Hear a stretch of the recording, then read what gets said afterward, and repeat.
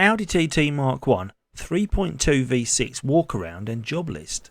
Hi all, Andy here and welcome back to the channel. No, your eyes do not deceive you. The silver convertible has not grown a roof and changed colour. Instead, it's parked right there in front of this lovely blue 2005 Audi TT Mk1 3.2 V6. Some of you may have already seen the viewing and buying a 3.2 V6 video that I recently made about this car.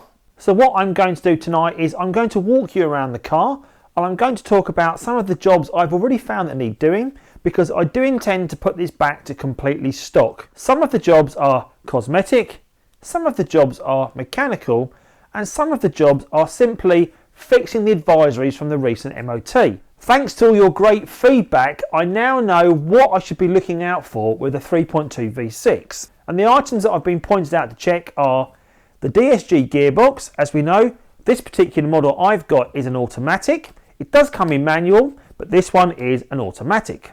With the automatic gearbox, it does tend to suffer with a few problems, so an oil change for the gearbox seems to be a logical first step.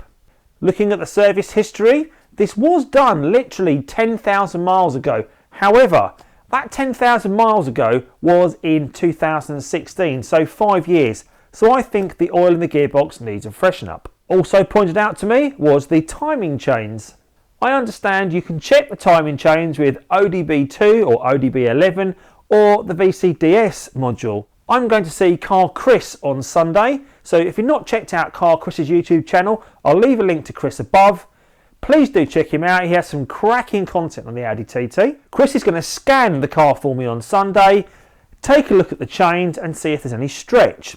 From what I understand, stretch in the chain is a really bad thing, and if it is, it does need the chains replacing. Again, I'm not going to try and do that myself because it sounds like too much of a technical job.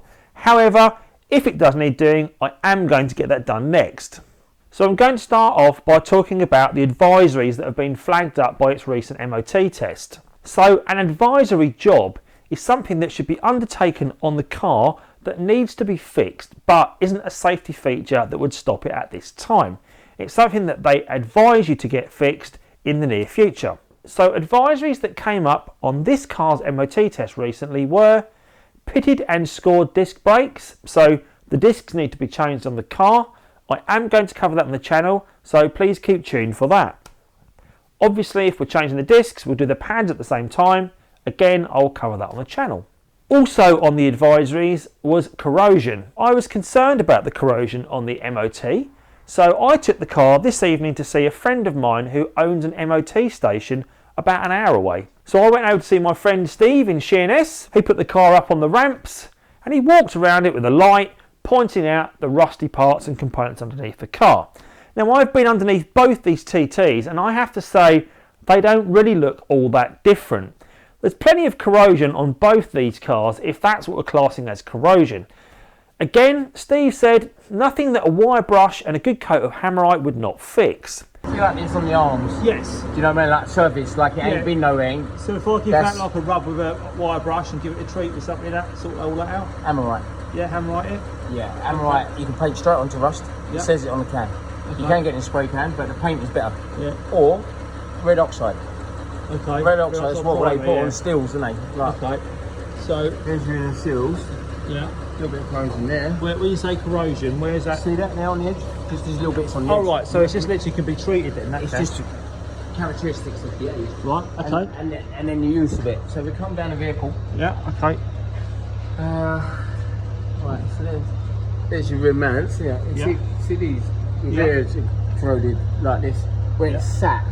So that's quite reassuring that the car's not structurally unsound. However, when I was there, Steve kindly inserted a probe in the exhaust pipe and did a quick emissions check for me. That was not so good. It appears that the CO2 reading on the emissions from the car is currently around 4 times the limit. The limit is 0.2 and at times this was reading 0.8. So I asked Steve what that could be and he mentioned a couple of factors. One, he said it could be the catalytic converter needs to be replaced. That's obviously an expensive job and not something I had planned to do. The other item that he mentioned was Well, your engine management light seems to be on, so it could be linked to that. Hang on a minute, when I was in the car there was no engine management light, so are you sure that's on? Sure enough, shows me on the dashboard, in the time I've been in the MOT station, the engine management light is now on. So how do we look at that? Steve's got the OBDII or OBDII reader that you can put into the port on the car and read the diagnostic codes. We never got a chance to get that finished, so I've brought the car home with the engine management light on, and I've used my own OBD reader plugged into the OBD port to read the fault diagnostic code. After reading the codes using OBD and the app on my phone, it looks like it is the P1177 and P1176 codes that are showing. They seem to be linked to the MAF sensor or lambda sensor after a bit of Googling, so we'll look to get those investigated and potentially swapped out. If you know different to these two items, please leave me a comment below with your advice. I will cover on the channel about using the OBD reader and these particular diagnostic codes, but tonight we're going to cover walking around the car. Massive apologies for the state of the car with regards to dirt. It hasn't been cleaned and polished prior to doing this video, as I've literally just returned from the MOT station. The paintwork on the whole seems to be in pretty good shape. These aren't marks in the paintwork, these are bits of dirt and creature. But the first thing you'll notice is the tacky aftermarket badges. They got to go, they're coming off. That's not the only badge on the car. Moving along the passenger side of the car, you'll see the previous owner, or a previous owner, has added these rather nasty TT badges to the glass. I think we can remove these with a bit of piano wire around the back, slice them off, or a scalpel, but what I want to do is make sure I don't damage the glass in any way. So any suggestions on getting these off, most appreciated. More tacky badges, stickers. Again, these need to be peeled off and removed. Right at the back of the car, again, we seem to have these tacky flags once more. As we walk around the car, we can see the wheels. These are not factory wheels. I think these are aftermarket wheels from what I understand, and they were purchased in 2013. And they seem to be an aftermarket version of, I think, an RS4 or an A4 wheel or an R4 wheel. I think it's called the Le Mans wheel. It has got the Audi badge in the middle. They are the same size wheels as the original wheels that came with the car.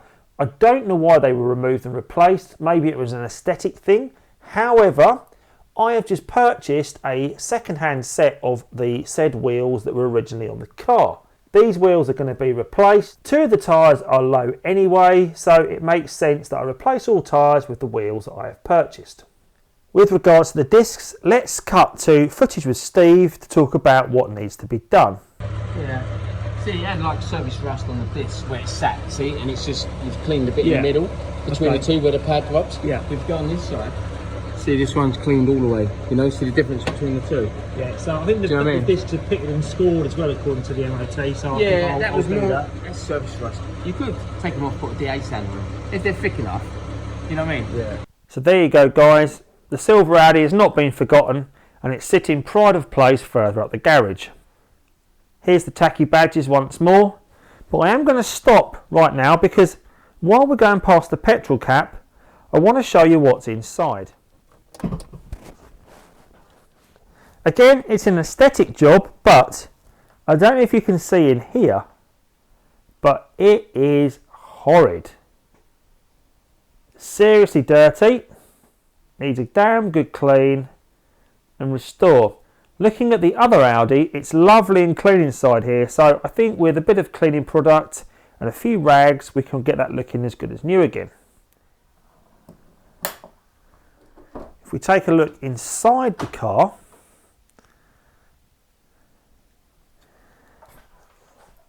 as shown on the test drive, the leather is in fantastic condition.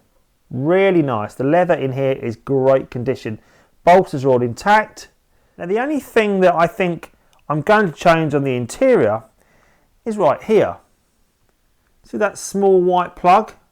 Well, that's the other half of this, which is probably a mid-2000s Bluetooth, well not even a Bluetooth, but a hands-free car kit. And I know that because I had one of these on a 2006 Toyota Avensis that I once had. I had that brand new and this was included with the car.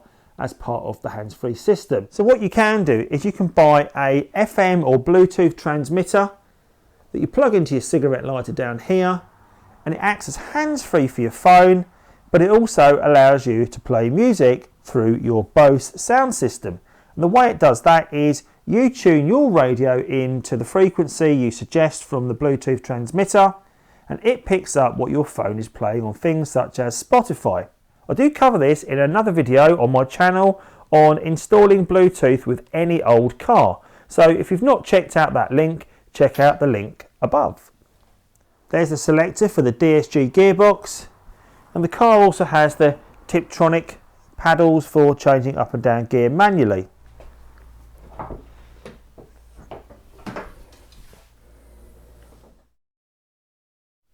Looking under the hood, it's got an awful lot of splashback on the underneath of the bonnet. So I'm not sure what's caused that. It almost looks like there's been some sort of like water explosion underneath. Something that is very common on most cars is the bonnet hinges look in a real sorry state, covered in oil and grease, nasty, all needs a good clean. The black plastic looks very tired as it gets on all these cars. Again, I cover how to restore your engine bay compartment in one of my other videos, so if you'd like to check that out, please click the link above.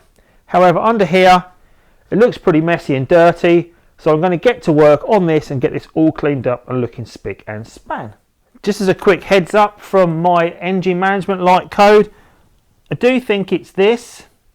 That's the MAF sensor, the mass airflow sensor. It appears that the code is suggesting it is that that's causing the problem, so looking to replace that shortly. From speaking to a few other people on the Audi TT forums, this scuttle panel that sits at the rear of the engine compartment, as you can see, gets pretty dirty and also starts to corrode and perish.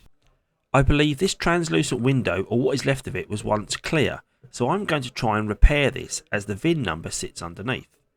Having a good look at the pipework, you can see it's pretty filthy under here. Not an awful lot of room to work, but again, it all needs cleaning and restoring. Also noticed that there are a few plastic clips missing from the trim. You can replace these with aftermarket parts, but I'm going to try and get the original clips from Audi if I can, because again, I want it all to be as standard as possible. Paintwork looks really good, really nice condition. I've only spotted one scratch on the whole bodywork, and one thing that I have noticed, walk back around the car, down here on this sill, there seems to be a bit of bubbling coming up under the paint. So I'm going to keep an eye on that, because the last thing I want is that rusting away. The rest of the paintwork looks great. Does need a good clean and a polish. Jules, I know if you're watching, you told me to chuck a load of polish at the car. Well, that is yet to happen. I want to get a few other jobs done first, but you are right, it does need a good clean. So this is the only piece of bodywork damage that I can see, is this scratch here. It's been fixed with a touch-up pen. For the sake of that, for a 17 or 18-year-old car, I think I can live with it. So that's my introduction and jobs ahead for the Audi 3.2 V6. I do hope you're going to join me for the journey I'm going to undertake on how I restore this car to its former glory. There's not too much to work on, but I'm sure there's going to be a few mechanical jobs that will help some of you out there. If you like what you've seen today, please do give it a thumbs up. Also think about subscribing to the channel, where you'll find a whole host of other content on the Audi TT Mk1 and the various maintenance jobs I've undertaken. That's all for tonight. I'm off to get the car prepared now for going to CarChris's on Sunday morning. Stay tuned for a video on that visit, where Chris and I will be talking all things Audi TT Mk1, maybe a little bit of Mark II knowing Chris. Thanks again for watching, and see you soon. Take care.